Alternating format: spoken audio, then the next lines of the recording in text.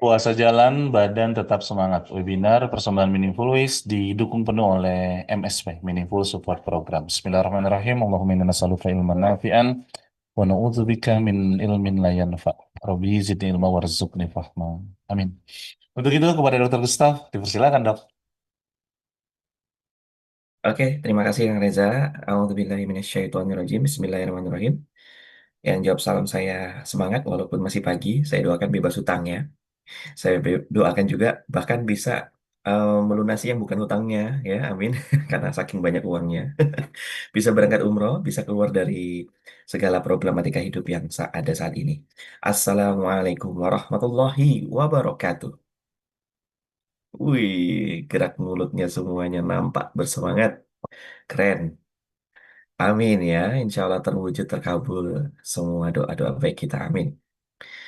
Alhamdulillahilladzi hadana li hadza wa ma kunna linahtadiya laula an hadana Allah. Asyhadu an la ilaha illallah wahdahu la syarikalah wa asyhadu anna Muhammadan abduhu wa rasuluh. Allahumma sholli ala Sayyidina Muhammad wa ala ali Sayyidina Muhammad. Nanti kita tutup juga dengan sholawat ya. Dan sepanjang materi, monggo teman-teman kalau ada yang mau sambil didoakan, kita aminkan bersama. Insya Allah makbul ya. Rabbi sroli sodri wa yassirli amri wa hlul 'uqdatam min lisani yafqahu qawli. Rabbi anzilni munzalan mubarakan wa anta khairul munzilin. Yang saya hormati Kang Reza selaku moderator tercinta kita bersama ayah bunda bang kakak ya, serta ayah bunda bang dan kakak yang senantiasa berkenan untuk ikut belajar selalu di setiap harinya dan termasuk yang ikut pada hari Kamis ini. Juga untuk teman-teman di belakang layar yang sudah bekerja keras untuk memberikan suguhan-suguhan yang terbaik untuk kita semua. Alhamdulillah. Serta salam ya buat pasangannya ayah dan bunda atau orang tuanya abang dan kakak yang sudah mengizinkan untuk Anda bisa duduk di depan layar belajar sejenak selama beberapa menit ke depan karena nggak mudah loh Bapak Ibu. Misalnya yang di sini posisinya sebagai istri, eh, ada juga istri-istri lain yang nggak sebebas atau nggak semudah ibu-ibu saat ini untuk bisa ikut webinar. Saya pernah ada punya satu teman. Sebenarnya eh, awal mulanya karena ketemunya di seminar, tapi jadinya teman ya dia udah ibu-ibu. Dan suatu ketika saya mengadakan webinar gitu ya. Nah, dia harus nanya dulu ke suaminya boleh ikut atau enggak. Nah, itu kan salah satu bentuk istri yang soleh ya. Tapi kita sebagai suami juga jangan kemudian semena-mena. Nah, bersyukurlah ibu-ibu sekarang yang punya suami itu pengertian. Sebaliknya juga yang para suami di sini yang punya istrinya itu sangat menghormati Anda sebagai suami ya. Itu salah satu syukur kita di pagi hari ini. Untuk yang lain, saya rasa banyak yang perlu dan wajib kita syukuri ya. Oh ini kodarullah ada yang terkena stroke ya, Bunda Bunda Nani ya, kita doakan sembuh. Allah angkat penyakitnya ya. La ba'sa tohuroh insya Allah ya. Insya Allah sembuh, insya Allah Allah angkat penyakitnya. Kita aminkan bersama Bapak Ibu. Nanti lihat lagi tuh chatnya Bunda Nani. Baik Bapak Ibu di sini sudah ada 360-an orang partisipan yang sudah bergabung.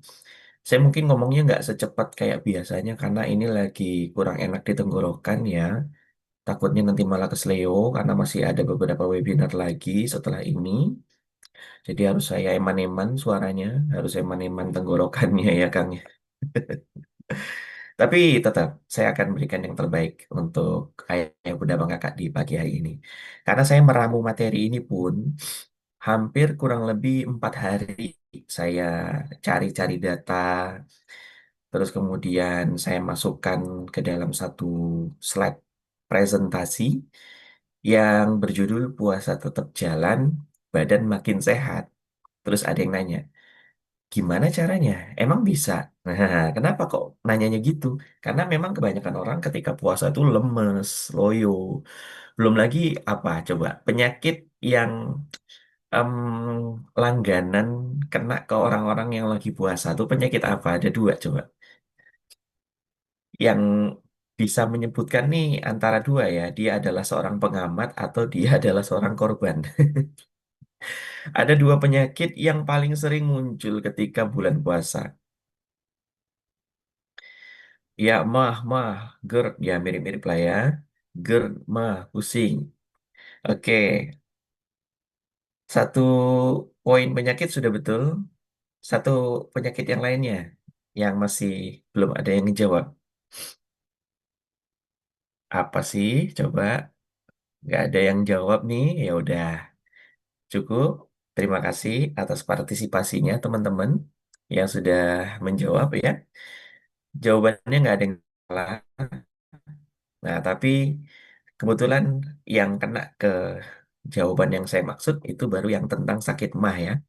Yang satunya adalah flu atau maksudnya batuk pilek lah. Ya, Mbak Rofiah. Flu termasuk batuk, pilek, demam. Kenapa?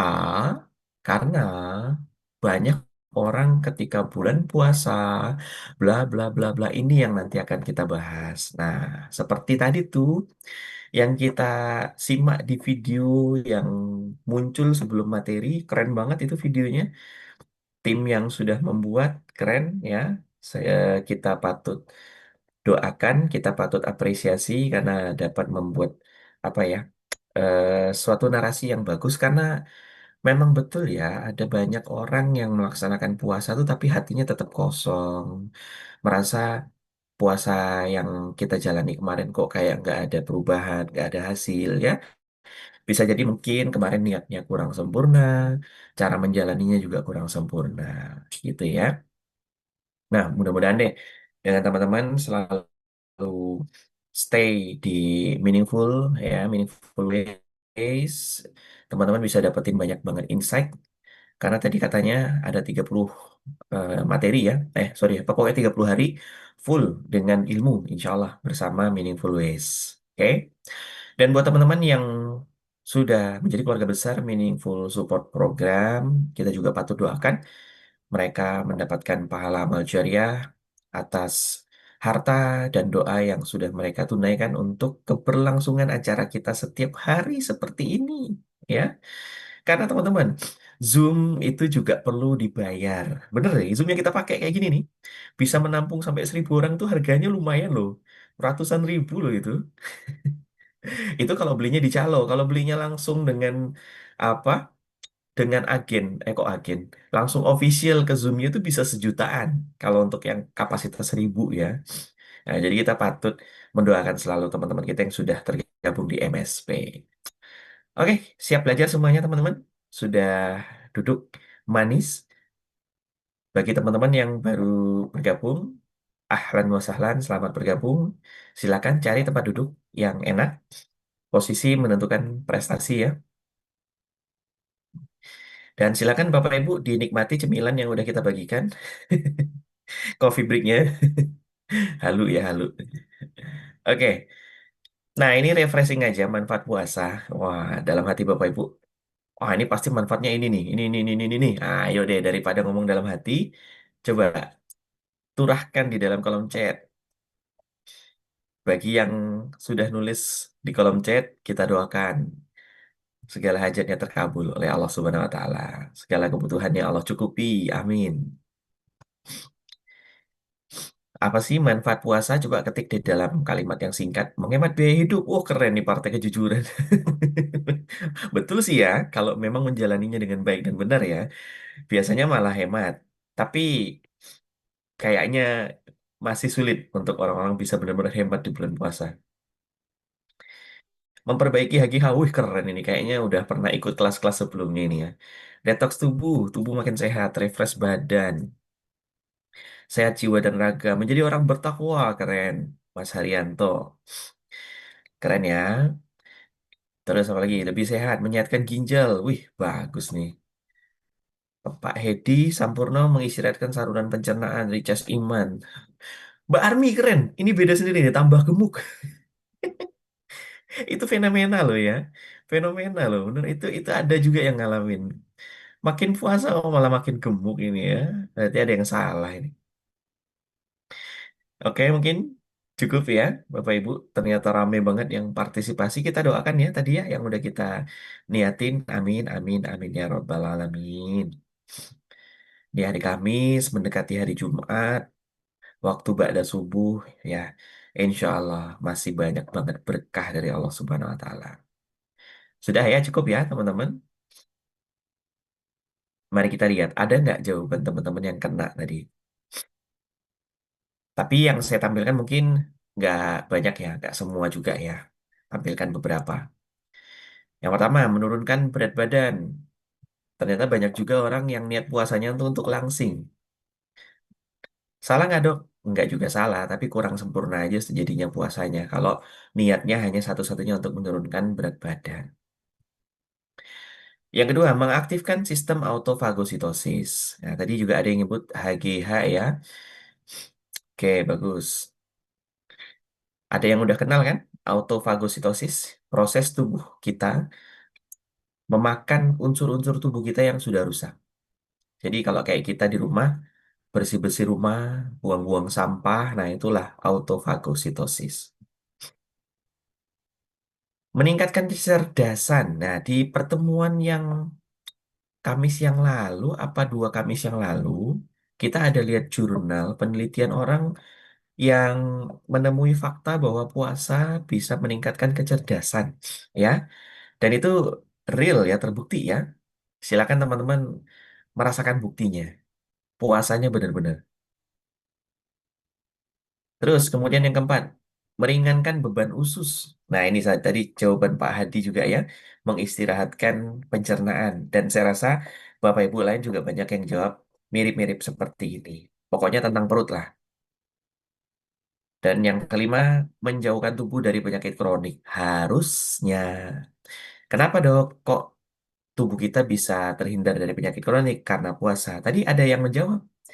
Ada yang menjawab mengaktifkan HGH.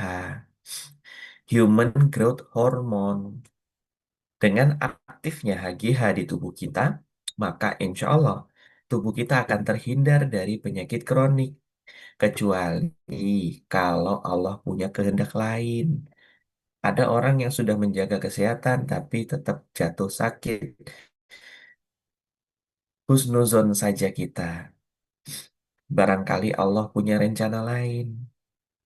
Makanya saya bilang pada beberapa kesempatan yang lalu, Bapak Ibu, belajar ilmu kesehatan itu bukan kemudian untuk kita membanding-bandingkan ilmu lain, menghakimi orang lain. Ada orang yang sekarang sudah jatuh sakit, lalu kita ngejudge atau menghakimi mereka, tuh kan salah mereka sendiri tuh, nggak hidup sehat. Loh, kita nggak pernah tahu riwayat hidup mereka sebelumnya. Bisa jadi mereka jauh lebih sehat daripada kita.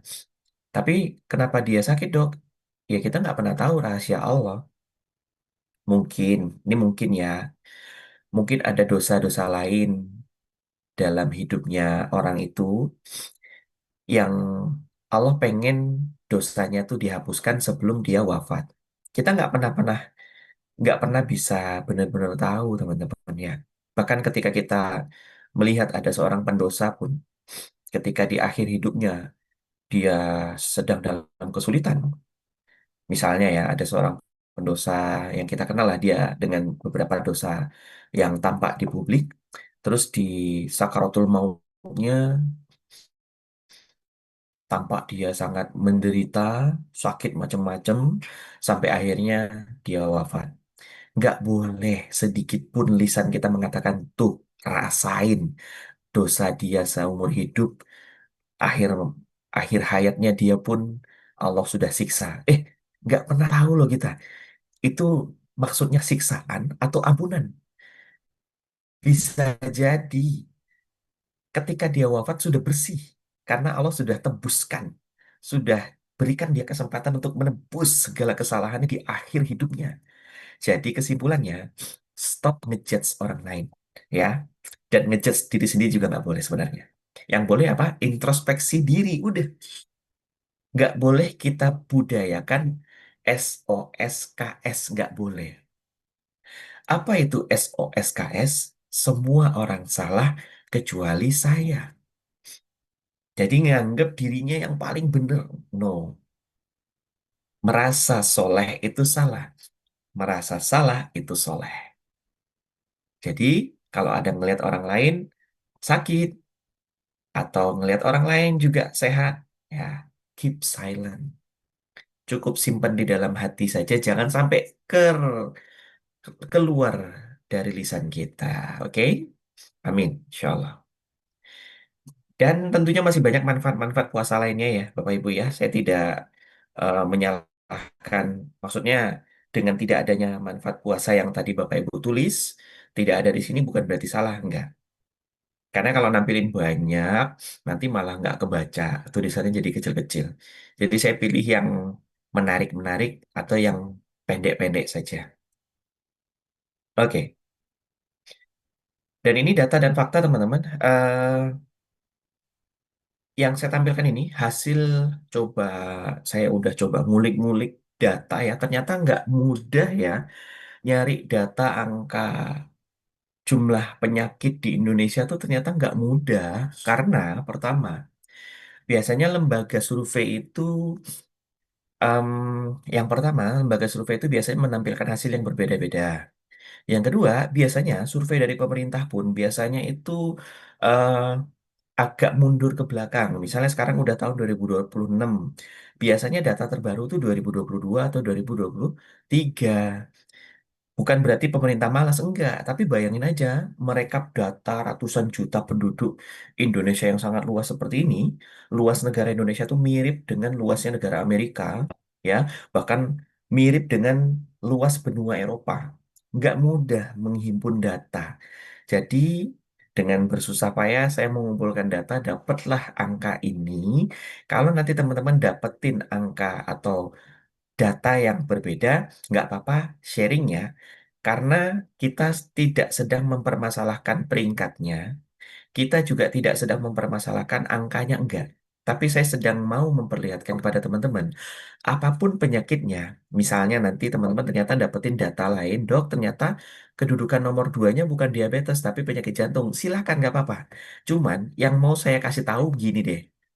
Coba kita lihat ya, di sini hipertensi, data yang saya dapetin ini dari beberapa lembaga survei, sekitar 30% dari jumlah total penduduk Indonesia. Ada yang tahu detailnya jumlah penduduk Indonesia sekarang berapa? Apakah 320-an? Kalau misalnya kita ambil angka 320 juta jiwa saja, coba kita hitung ya. 320 juta jiwa dikali 0,3 sama dengan 96 juta jiwa orang di Indonesia yang menderita hipertensi. Jadi angkanya memang ini kecil sih dok, 30% nggak nyampe 50. Iya, tapi kalau dibanding dengan jumlah penduduk kita, angka 96 juta ini gede banget Bapak Ibu. Jumlah penduduk Malaysia aja nggak segitu, ya kan? Ya. Berapa jumlah penduduk Indonesia? Bukan 300 ya? Pokoknya yang tahu datanya kasih tahu, nanti tinggal kita hitung persentasenya. Saya kok lupa ya kemarin nggak ngecek sensus berapa jumlah penduduk Indonesia ya. Pokoknya berapa ratus juta pun terus kita kalikan 30% itu angka yang fantastis. Itu angka yang besar Bapak Ibu ya. Oh 280, alah ngaco 320. 280 ya, kita hitung ya. 280 juta dikali 0,3. Berarti 84 juta jiwa orang yang menderita penyakit hipertensi, lumayan ya Bapak Ibu ya. Nah ini kalau kita kemudian lihat juga ada sekitar 86 sampai 87% jumlah penduduk Muslim di Indonesia. Coba dihitung. Dari 280 juta jiwa tadi dikali 87% ya, atau 8,7. 0,87 maaf. Sama dengan 240 juta jiwa orang yang beragama Islam. Kira-kira nih Bapak Ibu, kira-kira. Kalau yang beragama Islamnya saja sudah 240 juta jiwa, kira-kira di antara 240 juta jiwa tadi, ada nggak yang mereka menderita hipertensi? Kalau dilihat dari angka hipertensinya 80 juta jiwa, kira-kira ada yang kena nggak? Ada ya pasti ya. Karena jumlahnya Muslim 240 juta jiwa sendiri dengan jumlah penderita hipertensinya 84 juta jiwa. Pasti ada. Malah yang saya takutkan malah 84 juta jiwa hipertensi tadi itu semuanya kena pada hipertensi. Tapi nggak mungkin lah ya. Karena saya juga punya teman yang bukan Muslim, dia hipertensi. Nah, berarti kan 84 juta jiwa itu tadi juga ada non-Muslimnya. Saya dok, ini maksudnya apa? Hipertensi atau saya bukan Muslim?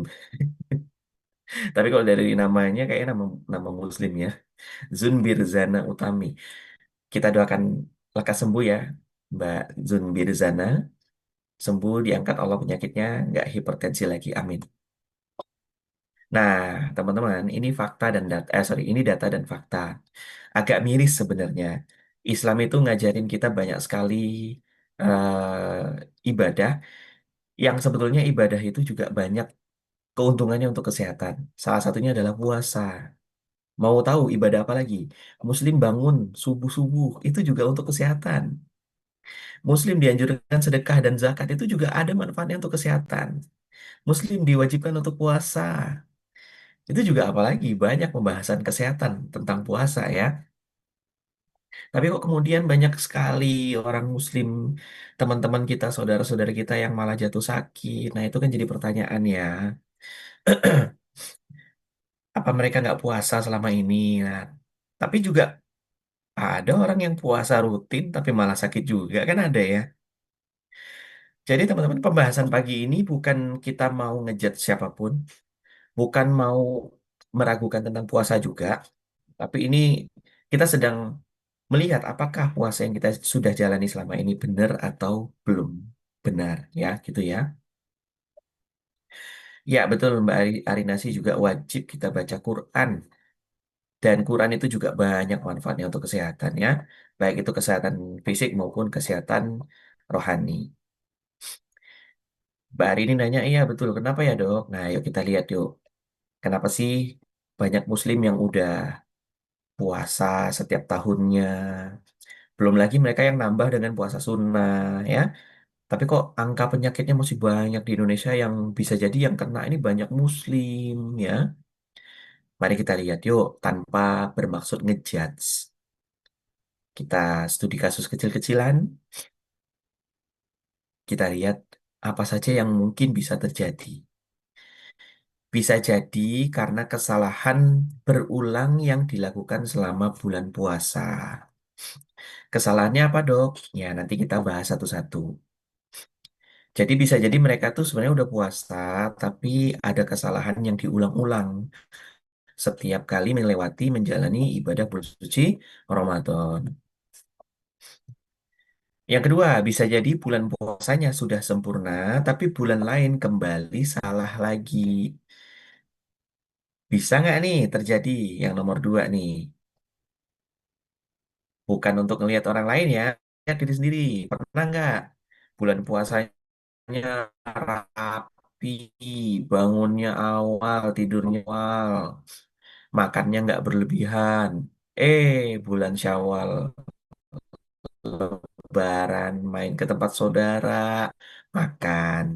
Nanti main ke tempat saudara lagi, dah jarak 2 jam lagi, makan lagi. Belum lagi minumnya yang sirup-sirup, minumnya yang udah wow. Lebaran sebulan turun 2 kilo. Sorry, puasa sebulan turun 2 kilo. Lebaran seminggu naik 5 kilo. Waduh. Balik modal ya, bahkan dapat untung. Kalau balik modal kan turun 2 kilo, naik 2 kilo. Nah ini naiknya 5 kilo, berarti untungnya 3 kilo. Profitnya 3 kilo ya. Nggak apa-apa, nanti Idul Adha saya sarankan Bapak Ibu jangan kemana-mana. Takutnya nanti diikat. Banyak. Godaan, jamuan, dan jajanan, kata Mbak Suri Anjar. Kata kata Partai Kejujuran ini namanya aslinya siapa sih? Namanya pakai Partai Kejujuran. Amin ya. Semoga jadi orang jujur. Kurangi rokok dan GGL. GGL itu apa? Gula, garam, apa tuh? L-nya apa?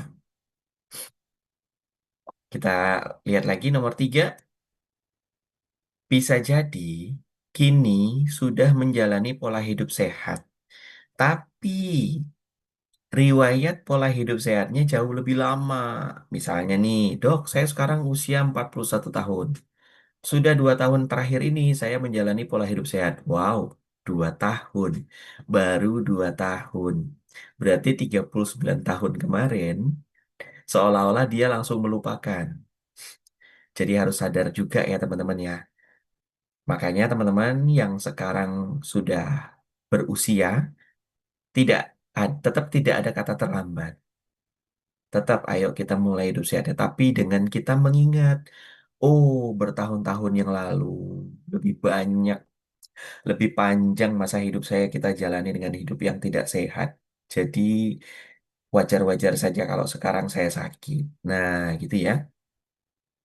Jadi ada muslim di antara 84 juta orang tadi yang menderita hipertensi, mungkin mereka adalah salah satu dari 3 studi kasus kita ini ya. Ada yang mereka sudah puasa rutin, tapi setiap puasa mereka mengulangi kesalahannya. Ada yang mereka sudah sempurna puasanya, tapi di bulan-bulan lain kembali salah.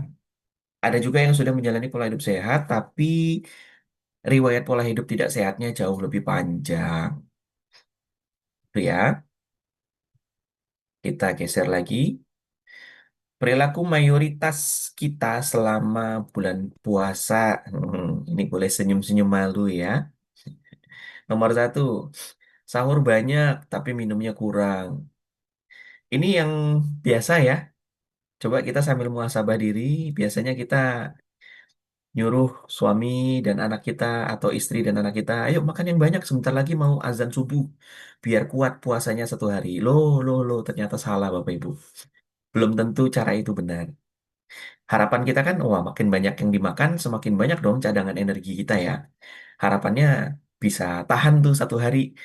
Ternyata habis makan sahur banyak, habis sholat subuh langsung ngantuk, bobok lagi. Terus jam-jam 9 perut sudah mulai keroyokan lagi. Nah, berarti ada yang salah tuh.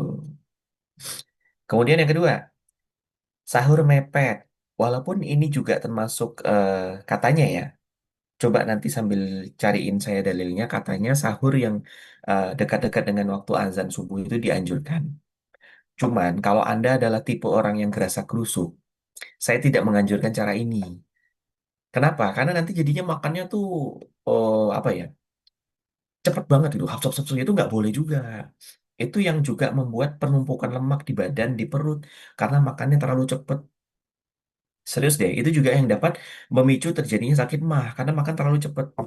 Gitu ya. Jadi kalau bisa sih sahurnya panjang ya, santai gitu kan. Makannya pelan-pelan gitu. Terus perilaku yang ketiga, habis sholat subuh lanjut tidur lagi. Ini sering ya, apalagi biasanya ketika bulan puasa itu kan masuk kerja biasanya agak mundur jamnya. Jadi dari yang semula jam setengah 8, mundur jadi jam 8 atau setengah 9. Dan biasanya anak-anak sekolah juga gitu tuh, yang harusnya masuk jam 7, mundur jadi setengah 8. Jadi agak lebih santai. Habis sholat subuh biasanya pada bubuk lagi. Waduh sayang banget ya. Salah sih ya, jadinya numpuk lemak. Makanya tadi ada yang bilang nambah berat badan malahnya ya. Oke, yuk kita lagi. Hari-hari banyak tidurnya. Dok, tidur tuh kan pahala kalau di bulan puasa. Iya, analoginya tidur aja dapat pahala, apalagi kalau kita tidak tidur. Maksudnya gini, eh, tidur itu ibadah dalam saat kita puasa. Iya, kalau tidur aja dianggap ibadah, apalagi kalau kita melaksanakan ibadah yang bergerak. Baca Quran, ngajarin anak ngaji, sedekah, bersih-bersih masjid, tentu akan lebih banyak lagi hadiah yang bisa kita terima dengan ibadah yang bergerak daripada ibadah yang tidak bergerak, gitu ya, teman-teman ya. Fenomena yang unik biasanya di masjid-masjid biasanya habis sholat zuhur itu bergelimpangan banyak tubuh-tubuh tidak bernyawa pada tidur semua. Ya di pelataran masjid, di teras-terasnya biasanya pada eh, demplok semuanya tidur gitu ya. Sayang banget sih sebenarnya. Ya, masih banyak hal yang bisa kita kerjakan di jam-jam segitu. Tapi it's okay kalau niatnya untuk koilulah. Koilulah tuh tidurnya sebentar. 15 sampai setengah jam saja. Habis itu bangun untuk mendapatkan kesegaran. Itu boleh Bapak Ibu. Ya, jangan kita tidur habis zuhur lalu bangun-bangun sholat asar, habis sholat asar nanti pulang ke rumah kurang sempurna jadinya ibadah ibadah puasanya ya. Itu yang kita khawatirkan. Kan kita bulan puasa pengen panen sebanyak-banyaknya.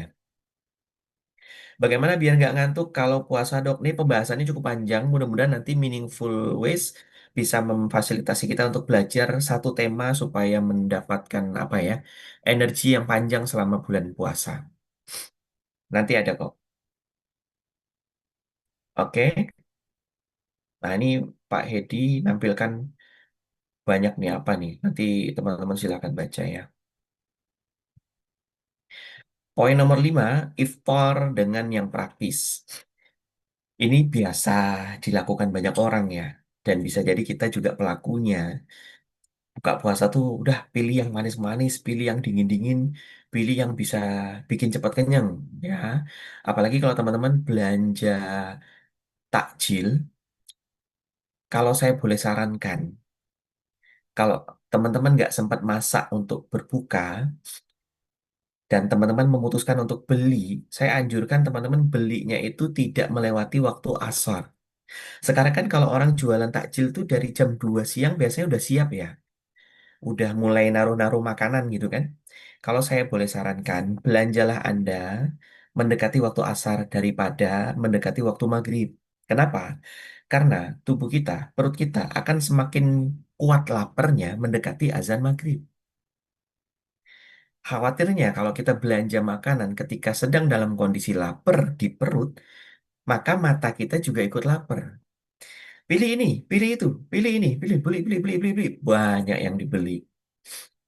Sampai rumah, bergelimpangan banyak makanan, dihabisin. Salah, nggak dihabisin juga salah, ya kan?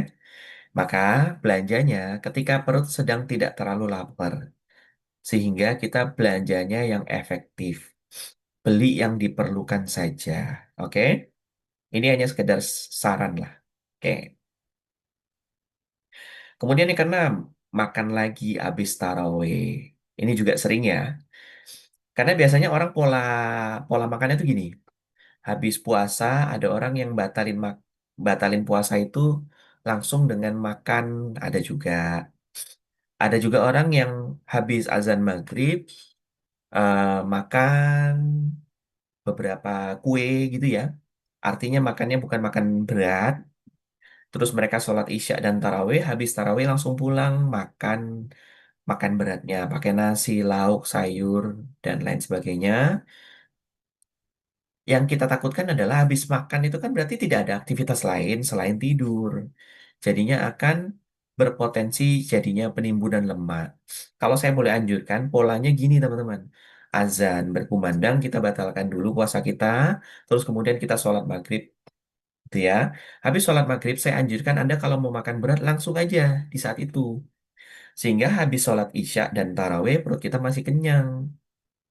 Nggak mau makan lagi, gitu ya. Kemudian yang ketujuh, bergadang. Ayo, siapa ini? Selama bulan puasa malah banyak bergadangnya. Baru tidur jam 12, jam 3 sudah bangun lagi. Ah, tuh.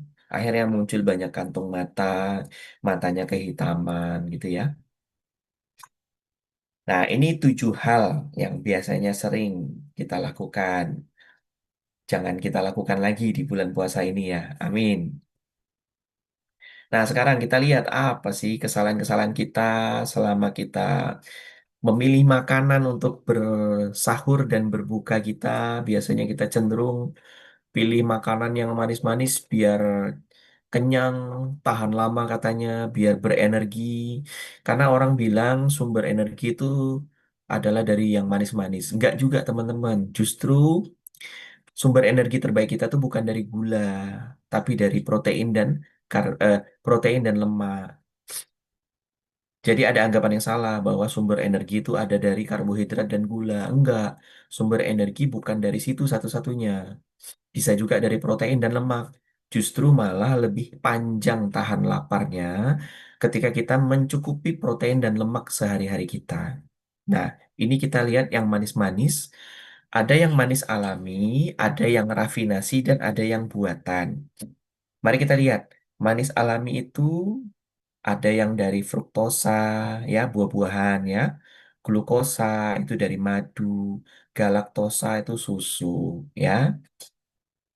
Sedangkan kalau rafinasi, ini biasanya nama kandungan gulanya itu sukrosa. Rafinasi itu maksudnya gula pasir ya di dapur kita tuh ya, gula bubuk. Arti kata rafinasi itu diambil dari kata fine. Fine itu halus atau murni. Jadi gula atau pemanis yang sudah melewati proses rafinasi, artinya dia sudah dimurnikan. Murni betul-betul yang tersisa hanyalah gula, gitu ya. Terus kemudian buatan, ini contohnya beberapa nama ya teman-teman ya. Aspartam, sakarin, sukralosa, maltodextrin, sorbitol, xilitol, maltitol, dan lain-lain sebagainya. Teman-teman kalau beli produk-produk makanan dan minuman, mulai sekarang jadilah orang yang kritis. Kritis itu artinya kita ngecek halal atau enggak, bahan bakunya apa saja, pemanis yang digunakan namanya apa, berapa persen kandungan bahan aslinya. Kayak misalnya beli santan, itu kan ada tulisan berapa persen santannya. Ada yang 50%, ada yang 70%, ada yang 90%. Gitu ya. Terus lihat tanggal kadaluarsanya kapan. Biasanya yang kita perhatiin setiap beli produk tuh kan yang dicek hanya tanggal kadaluarsanya aja ya. Mulai sekarang, tambahkan. Kita periksa dia halal atau enggak. Pemanisnya apa, zat pelarutnya apa, gitu ya. Jadi warga yang kritis, jadi konsumen yang kritis. Terus pemanis tuh ada wujudnya dua, yang tampak sama tersembunyi. Tampak itu ada di gula pasir di dapur kita, gula bubuk di donat, gula cair yang kita pakai di kopi, itu artinya gulanya tampak. Bisa kita lihat, bisa kita pegang. Nah, yang tersembunyi itu ada di dalam saus, di dalam kue, di dalam jajanan, apalagi di dalam kecap, di dalam mie instan, dan lain-lain sebagainya. Oke, ini untuk pengenalannya. Sekarang kita lihat dampak gula rafinasi. Ya, contoh tadi gula bubuk, gula pasir gitu ya, yang sudah dimurnikan. Hati-hati bisa terjadi lonjakan gula darah yang cepat. Tadi tuh anggapan kita kalau makan sahurnya banyak, bisa tahan lama puasanya. Ternyata jam 9, jam 10 lapar lagi, lemes lagi. Karena ketika Anda sahur dalam porsi yang banyak, terus minumnya teh manis pakai gula pasir, seketika gula darah Anda meningkat kadarnya. Nih, seperti grafik di sebelah kanan saya ini, grafiknya langsung meningkat tiba-tiba. Katakanlah Anda sahur jam 4, maka grafiknya meningkat sampai puncak di jam 5. Jaraknya 1 jam aja dia sudah bisa langsung meningkat segini jauhnya. Tubuh kita punya kemampuan homeostasis, mencegah kita mati karena kebanyakan gula. Maka tubuh kita langsung berusaha untuk menurunkannya cepat-cepat. Semakin cepat dia naik, semakin cepat dia turun. Perhatikan nih, naiknya cepat, seret, gitu kan. Terus turunnya juga cepat. Sekitar jam 9 gula darah kita sudah rendah lagi. Jam 10, jam 11 makin rendah, ya. Jadi anggapan kita sahur banyak-banyak itu salah. Yang betul adalah sahurnya cukup. Cukup apanya, Dok? Cukup proteinnya, cukup lemaknya. Protein bisa Anda pilih dari protein hewani atau protein nabati. Biar apa? Biar kenyangnya tahan lama. Terus pilih makanan yang punya kandungan kaliumnya tinggi, seperti pisang, semangka, air kelapa, kurma. Tujuannya apa, Dok? Ingat fungsi kalium. Kalium bukan kalsium ya, kalium tanpa huruf S. Ada dua, hati-hati. Kalium beda sama kalsium. Kalsium itu untuk tulang, saraf, dan gigi, untuk otot juga. Kalau kalium, salah satu fungsinya ialah untuk mempertahankan rasa kenyang. Jadi kalau kita mau makan sahur supaya tahan lama, pilih makanan tuh yang cukup proteinnya, cukup lemaknya, cukup juga mineralnya. Salah satunya di dalam mineral ada kalium. Pilih pisang, semangka, apalagi eh, kelapa, kurma, apel itu mengandung kalium yang cukup tinggi. Susu kambing itu juga kaliumnya tinggi ya. Karena kalau kita mendahulukan karbohidratnya yang utama, harus banyak nasinya yang banyak aja biar biar kuat puasanya. Wah, ternyata semakin banyak karbohidrat, semakin banyak gulanya juga, maka gula darah kita semakin cepat meningkatnya dalam hitungan jam. Zeret, terus dia juga akan diturunkan juga dalam hitungan jam. Oke, paham ya? Itu dampak gula rafinasi ialah dia punya indeks glikemik yang cukup tinggi. Dan yang kedua, tetap walaupun dia gula alami yang dihaluskan, gula alami yang dimurnikan, karena proses pemurniannya menambahkan beberapa zat kimia, maka tetap akan bisa memicu peradangan. Nah, ingat baik-baik, peradangan akan membuat kita boros energi. Gara-gara apa? Gara-gara meningkatnya metabolisme tubuh akibat peradangan. Jadi grafiknya apa skemanya? Peradangan, gara-gara peradangan jadi metabolisme tubuhnya meningkat, metabolisme tubuh meningkat jadinya energinya banyak boros. Kita kita nggak mau dong siang-siang udah lemes, siang-siang lapar lagi ya kan? Dan ini yang sering terjadi, siang lemes, siang lapar. Kenapa? Karena di badan kita banyak terjadi peradangan. Gara-gara siapa? Ini salah satunya gula darah. Kok gula darah? Gula rafinasi ini. Ya, jadi normalisasi sahur itu pakai air putih hangat aja udah cukup. Karena gula rafinasi itu tidak punya kandungan enzim lagi. Kan dimurnikan. Artinya gula yang asli yang berasal dari eh, buah, yang berasal dari sayur, itu mengandung enzim. Cuma sayangnya ketika proses rafinasi enzimnya dibuang.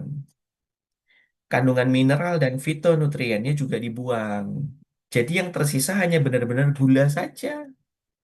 Kandungan seratnya juga udah dibuang. Jadi artinya kalau kita mendapatkan gula yang alami langsung dari tebu, langsung dari buah-buahan itu masih ada enzimnya, masih ada mineralnya, masih ada kandungan seratnya. Dan hati-hati juga dengan produk-produk gula aren. Memang kita merasa, oh gula aren nih lebih sehat daripada gula pasir.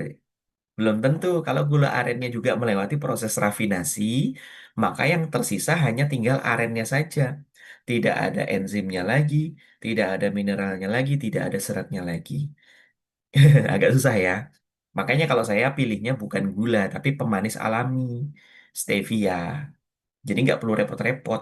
Dia cuma memberikan rasa manis, tapi tidak memberikan dampak yang buruk-buruk. Dan gula rafinasi sebaliknya dia malah punya indeks glikemik yang cukup tinggi karena dia murni benar-benar gula. Harusnya kan dia lengkap tuh. Ada seratnya, ada mineralnya, ada enzimnya. Tapi dengan proses rafinasi semuanya dibuang, sisa gulanya saja. Oke? Dampak pemanis buatan. Ini tadi memicu peradangan. Pemanis buatan beda dengan yang rafinasi ya.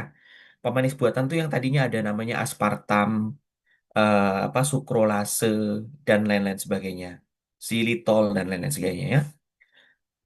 Jadi ternyata dampak pemanis buatan juga mirip-mirip seperti rafinasi tadi, memicu peradangan. Nih, skemanya. Terjadi peradangan, terus gara-gara peradangan, metabolisme tubuh kita meningkat, akhirnya terjadi pemborosan energi. Kita cepat lemes, cepat capek karena energinya cepat hilang. Apa saja jenis gula yang bisa memicu?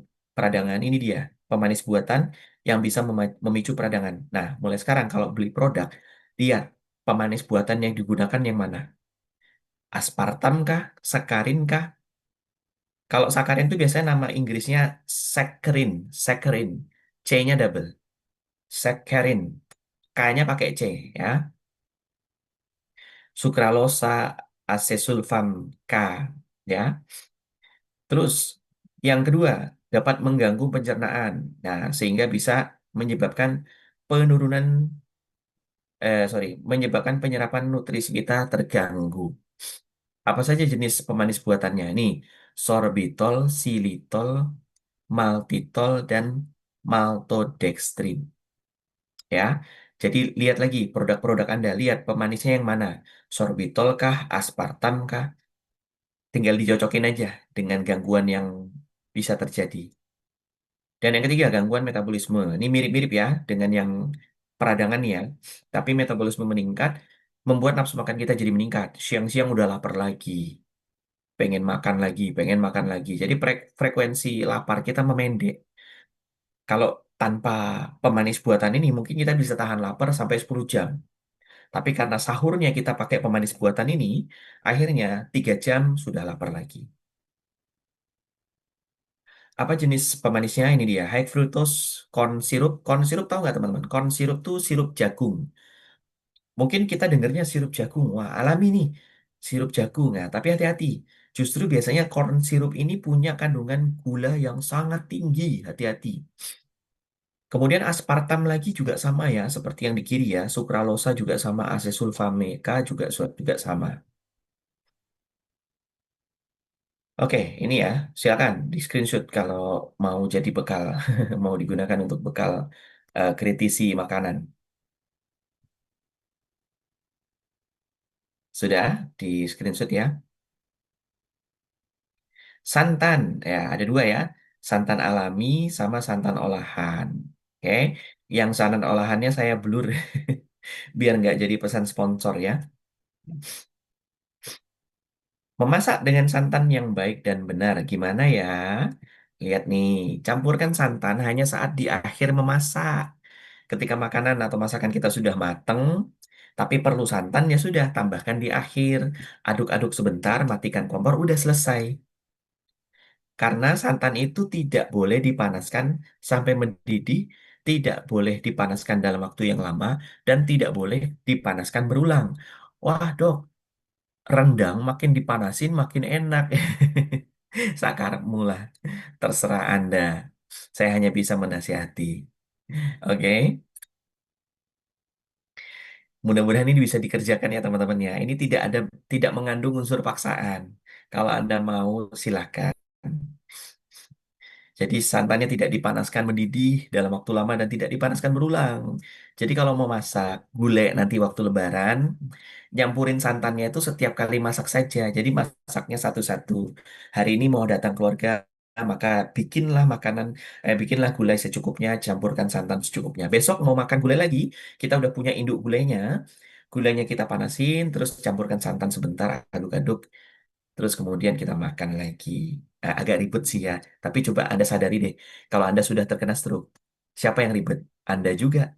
Keluarga Anda juga ikut ribet. Bopong badan Anda, nganterin Anda bolak-balik rumah sakit. Nah, gitu ya. Dampak jika salah memasak santan, nih, santannya teroksidasi. Ya, radikal bebas masuk ke dalam tubuh, jadilah peradangan, jadilah metabolisme meningkat, dan energi kita pun jadinya cepat habis.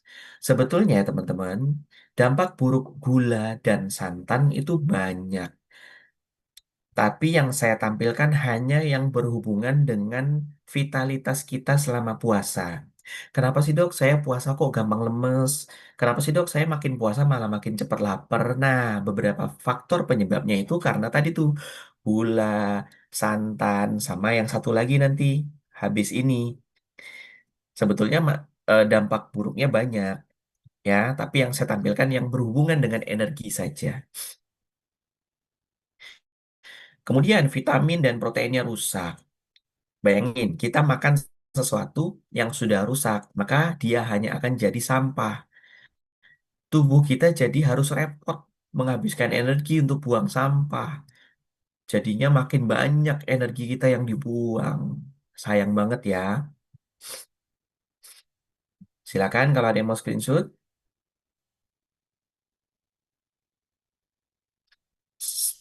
Pilih santan yang mana dok? Yang asli atau yang olahan? Sebetulnya sama aja sih. Yang olahan juga isinya santan tergantung berapa persentase yang Anda pilih. Kalau 90% berarti kandungan santan alaminya eh, cukup tinggi. Cuman kita ketahui bahwa kalau produk olahan tuh kan ada tambahin pengawet, pewarna, dan bahan-bahan campuran lainnya. Jadi kalau Anda punya waktu santai, Anda punya waktu lebih, ya udah bikin santan sendiri aja. Kelapa parut dikasih air hangat, diperas, disaring. Katanya itu lebih gurih, gitu ya. Oke, kita lanjut lagi. Gorengan. Nah, ini yang sering terjadi ya, baik itu sahur ketika kita sahur ataupun ketika kita berbuka puasa.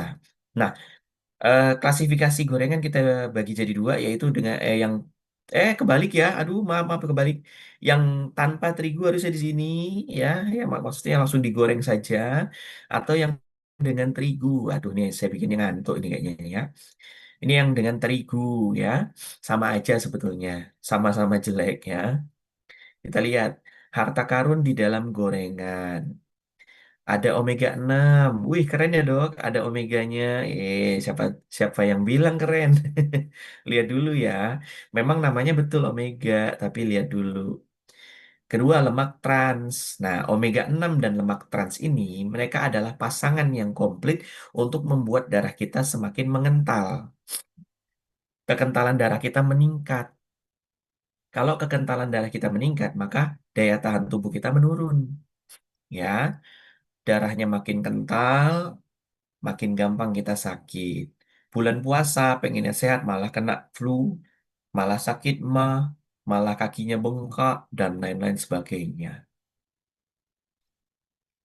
Radikal bebas juga ya di dalam gorengan ya, hati-hati ya. Menyebabkan peradangan. Nah, ingat tadi peradangan. Intinya kalau udah jadi peradangan, tubuh kita banyak peradangan, siap-siap terjadinya pemborosan energi. Yang keempat, ingat terigu mengandung gluten. Gluten itu melemahkan mikrobiota usus kita. Bakteri-bakteri baik di dalam usus kita lemah. Alhasil apa? Terjadinya gangguan mood. Ih, ngeri ya. Ini harta karunnya ada 4 ya di dalam gorengan ya. Ini apa nih teman-teman ya? Bakso ya.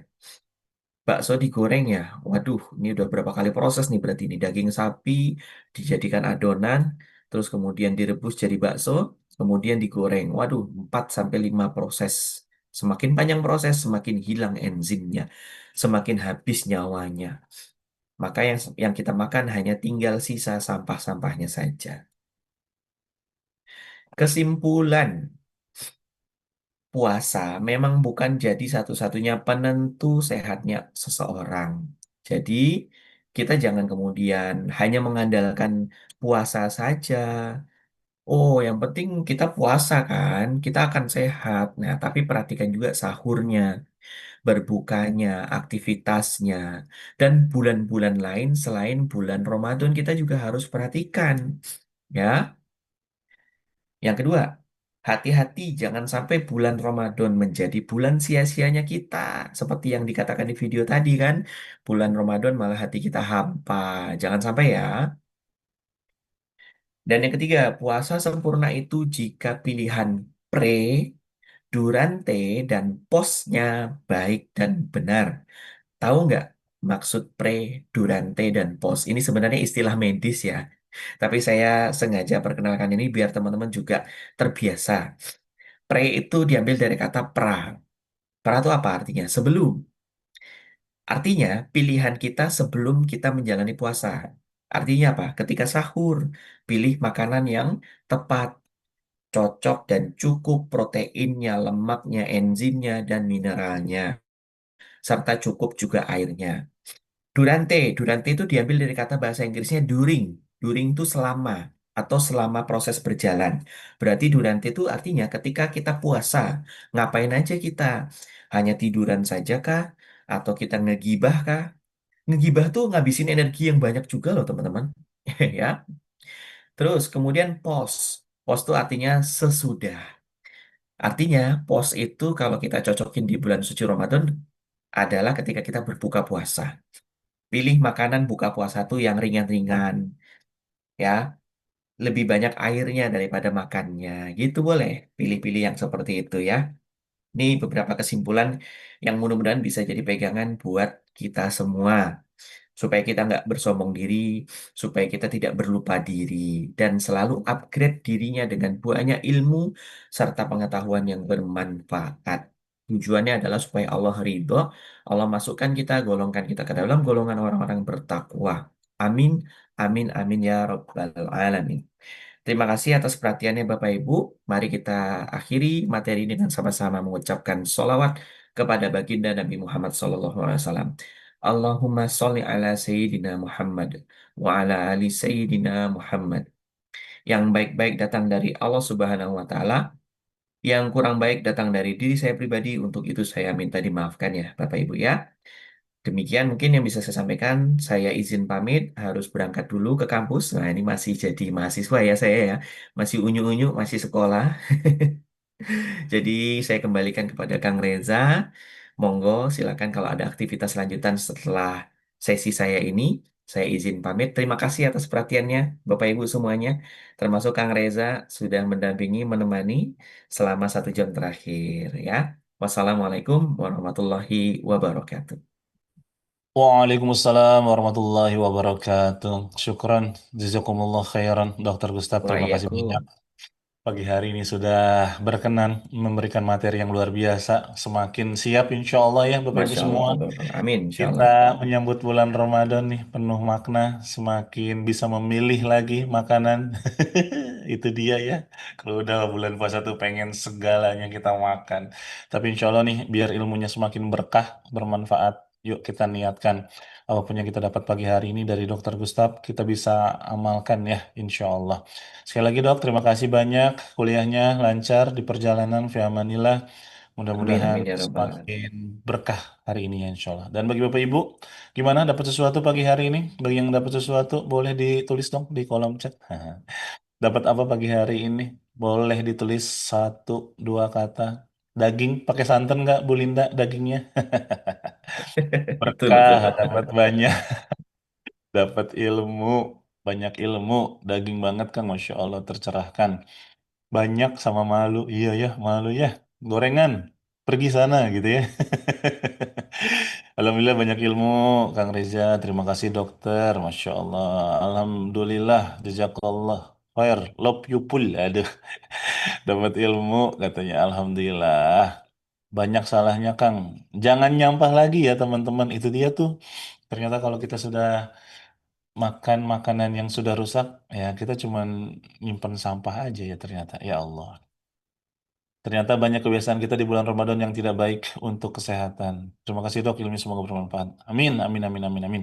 Ya, bagi Bapak Ibu yang merasakan kebermanfaatan dari materi kita pagi hari ini dan juga keberadaan Meaningful Ways setiap pagi ya, dan ingin menambah keberkahan ilmu yang didapatkan, dipelajari, boleh banget. Yuk kita niatkan sedekah kita, infak kita, kontribusi kita untuk Meaningful Ways, untuk Masjid Eko Wakaf gitu ya, sebagai penambah keberkahan yang sudah kita pelajari pagi hari ini. Boleh banget ya. Langsung aja ke BSI yang ada di layar atau boleh di-scan krisnya tuh di 202 212 215 atas nama Masjid Eko Wakaf ya. Ini untuk support kegiatan di Meaningful Ways dan juga kita alokasikan untuk pembangunan Masjid Eko Wakaf. Yang insya Allah di nanti bulan Ramadan pun sudah akan banyak ada aktivitas offline di sana karena sudah terbangun aula sementara gitu ya untuk kita berkegiatan.